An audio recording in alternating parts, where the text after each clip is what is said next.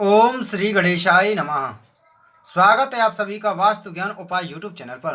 दोस्तों, आज हम आपको इस वीडियो के माध्यम से चैत्र मास श्री गणेश संकष्टी चतुर्थी की व्रत कथा सुनाने जा रहे हैं। एक समय कैलाश में माता पार्वती तथा श्री गणेश जी महाराज विराजमान थे। तब 12 माह की गणेश संकष्टी का प्रसंग चल पड़ा। पार्वती जी ने पूछा कि हे पुत्र, चैत्र कृष्ण चतुर्थी को गणेश की पूजा कैसे करनी चाहिए? चैत्र मास के गणपति देवता का क्या नाम है? उनके पूजन आदि का क्या विधान है? सो आप मुझसे कहिए। गणेश जी ने कहा कि हे महादेवी, चैत्र कृष्ण चतुर्थी के दिन विकट नामक गणेश की पूजा करनी चाहिए। दिन भर व्रत रखकर रात्रि में षोडशोपचार से पूजन करना चाहिए। ब्राह्मण भोजन के अनंतर स्वयं व्रती को इस दिन पंचगव्य गौ का गोबर, मूत्र, दूध, दही, घी पान करके रहना चाहिए। यह व्रत संकट नाशक है। इस दिन शुद्ध घी के साथ बिजोरे नींबू का हवन करने से बांझ स्त्रियां भी पुत्रवती होती हैं। हे शैलपुत्री, इसका इतिहास बहुत विचित्र है। मैं उसे कह रहा हूँ, इसे स्मरण मात्र से ही मनुष्य को सिद्धि मिलती है। प्राचीन काल में सतयुग में मगरध्वज नामक एक राजा हुए। वे प्रजा पालन के प्रेमी थे। उनके राज्य में कोई निर्धन नहीं था। चारों वर्ण अपने अपने धर्मों का पालन करते थे। प्रजा को चोर डाकू आदि का भय भी नहीं था। प्रजा स्वस्थ रहती थी। सभी लोग उदार, सुंदर, बुद्धिमान, दानी और धार्मिक थे। इतना सुंदर राज्य शासन होते हुए भी राजा को पुत्र की प्राप्ति नहीं हुई थी। तत्पश्चात महर्षि याज्ञवल्क्य जी की कृपा से उन्हें कालांतर में एक पुत्र की प्राप्ति हुई। राजा राज्य का भार अपने मंत्री धर्मपाल पर सौंपकर विविध प्रकार के खेल खिलौने से अपने राजकुमार का पालन पोषण करने लगे। राज्य शासन हाथ में आ जाने के कारण मंत्री धर्मपाल धन धान्य द्वारा समृद्ध हो गए। मंत्री महोदय को एक से बढ़कर एक 5 पुत्र हुए। मंत्री पुत्रों का धूमधाम के साथ विवाह हुआ और वे सब धन का उपभोग करने लगे। मंत्री के सबसे छोटे बेटे की बहू अत्यंत धर्मपरायण थी।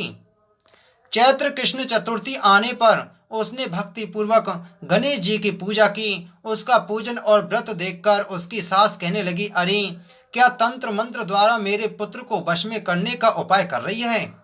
बार बार सास के निषेध किए जाने पर भी जब बहू न मानी तो सास ने कहा, अरे दुष्टा, तू मेरी बात मान नहीं रही है।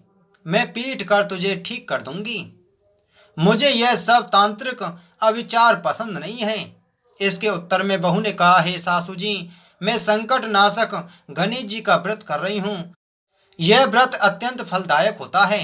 अपनी बहू की बात सुनकर उसने अपने पुत्र से कहा, हे पुत्र, तुम्हारी बहू जादू टोना पर उतारू हो आई है। मेरे कई बार मना करने पर भी वह दुराग्रह बस नहीं मान रही है। इस दुष्टा को मार पीट के ठीक कर दो। मैं गणेश जी को नहीं जानती, ये कौन है और इसका बरक कैसे होता है? हम लोग तो राजकुल के मनुष्य हैं, फिर हम लोगों की किस विपत्ति को ये नष्ट करेंगे? माता की प्रेरणा से उसने बहू को मारा पीटा। इतनी पीड़ा सहकर भी उसने व्रत किया। पूजनोपरांत वह गणेश जी का स्मरण करती हुई उसने प्रार्थना करने लगी कि हे गणेश जी, हे जगतपति, आप हमारे सास ससुर को किसी प्रकार का कष्ट दीजिए। हे गणेश्वर, जिससे उनके मन में आपके प्रति भक्ति भाव जागृत हो जाए। गणेश जी ने सबके देखते ही देखते राजकुमार का अपहरण करके मंत्री धर्मपाल के महल में छिपा कर रख दिया। बाद में उसके वस्त्र आभूषण आदि उतारकर राजमहल में फेंक दिए और स्वयं अंतर्ध्यान हो गए। इधर राजा ने अपने पुत्र को शीघ्रता से पुकारा, परंतु कोई उसका उत्तर न मिला। फिर उन्होंने मंत्री के महल में जाकर पूछा कि मेरा राजकुमार कहाँ चला गया? महल में उसके सभी आभूषण तो हैं, लेकिन राजकुमार कहाँ चला गया है? किसने ऐसा निंदनीय कार्य किया है? हाय, मेरा राजकुमार कहाँ गया? राजा की बात सुनकर मंत्री ने उत्तर दिया, हे राजन, आपका चंचल पुत्र कहाँ चला गया इसका मुझे पता नहीं है। मैं अभी गाय नगर बाग बगीचे आदि सभी स्थानों में खोज कराता हूँ। इसके बाद राजा नौकरों सेवकों आदि से कहने लगे, हे अंगरक्षकों, मंत्रियों, मेरे पुत्र का शीघ्र पता लगाएं। राजा का आदेश पाकर दूत लोग सभी स्थानों में खोज करने लगे। जब कहीं भी पता न लगा तो राजा से आकर डरते हुए निवेदन किया कि महाराज, अपहरणकारियों का कहीं सुराग नहीं मिला। राजकुमार को आते जाते किसी ने नहीं देखा। उनकी बातों को सुनकर राजा ने मंत्री को बुलवाया। मंत्री से राजा ने पूछा कि मेरा राजकुमार कहाँ है। हे धर्मपाल, मुझसे साफ साफ बता दें कि राजकुमार कहाँ है। उसके आभूषण वस्त्र तो दिखाई पड़ते हैं, केवल वही नहीं है। अरे नीच, मैं तुम्हारा वध कर डालूंगा, तेरे कुल को नष्ट कर दूंगा, इसमें जरा भी संदेह नहीं है। राजा द्वारा डांट पड़ने पर मंत्री चकित हो गया। मंत्री ने सर झुकाकर कहा कि हे भूपाल, मैं पता लगाता हूँ, इस नगर में बालक अपहरणकर्ताओं का कोई गिरोह नहीं है और न ही डाकू आदि रहते हैं। फिर भी हे प्रभु, पता नहीं किसने ऐसा नीच कर्म किया और ना जाने वह कहाँ चला गया। धर्मपाल ने आकर महल में अपनी पत्नी और पुत्रों से पूछा, अपनी सभी बहुओं को बुलाकर भी पूछा कि यह कर्म किसने किया है। यदि राजकुमार का पता नहीं लगा तो राजा मुझ अभागे के वंश का विनाश कर देंगे। ससुर की बात सुनकर छोटी बहू ने कहा कि हे पिताजी, आप इतने चिंतित क्यों हो रहे हैं। आप पर गणेश जी का कोप हुआ है, इसलिए आप गणेश जी की आराधना कीजिए। राजा से लेकर नगर के समस्त स्त्री पुरुष बालक वृद्ध संकटनाशक चतुर्थी का व्रत विधि पूर्वक करें तो गणेश जी की कृपा से राजकुमार मिल जाएंगे। मेरा वचन कभी मिथ्या नहीं होगा।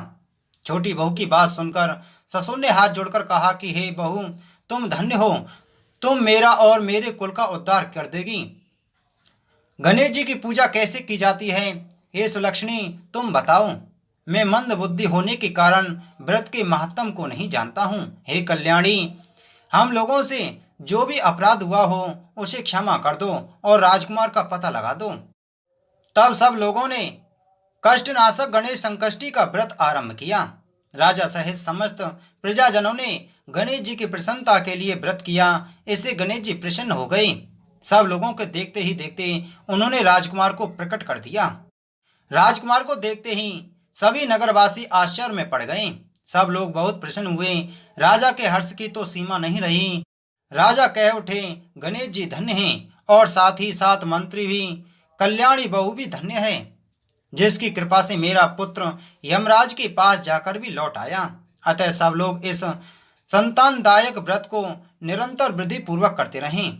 श्री गणेश जी बोले, हे माता, इस लोक तथा सभी लोकों में इससे बढ़कर अन्य कोई व्रत नहीं है।